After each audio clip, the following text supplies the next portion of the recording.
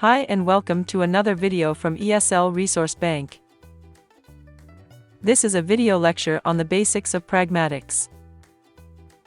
In this lecture, we'll be exploring the subfield of linguistics that studies the ways in which context contributes to meaning in language.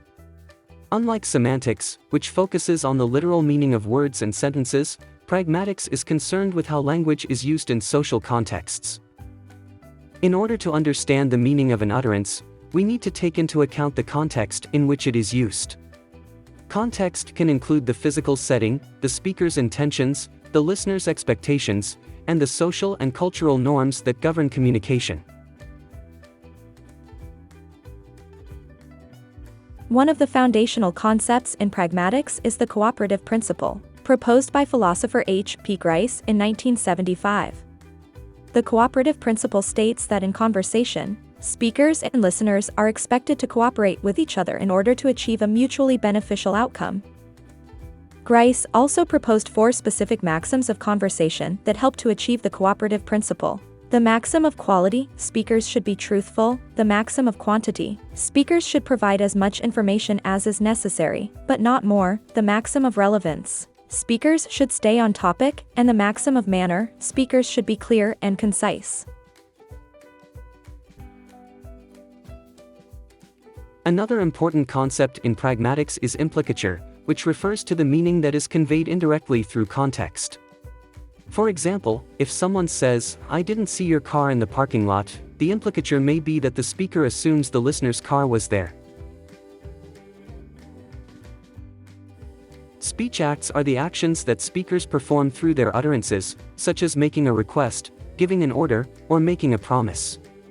The meaning of an utterance can depend on the type of speech act it is intended to perform. Politeness is a key aspect of pragmatics, and refers to the strategies that speakers use to maintain social harmony and show respect for others. Examples of polite language include using indirect requests, hedging language, and showing deference.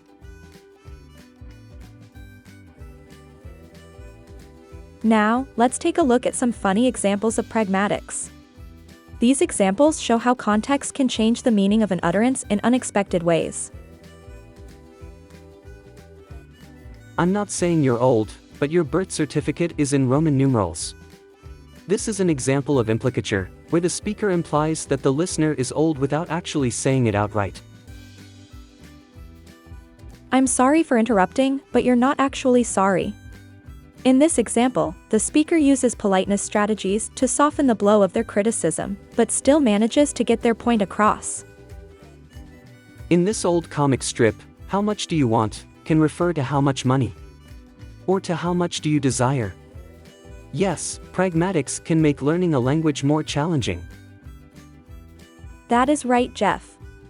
Pragmatic competence is a key to fully understanding speaker meaning. We hope you have enjoyed this short video lecture on pragmatics. Please visit our website, eslresourcebank.com. Have a great day and see you next time.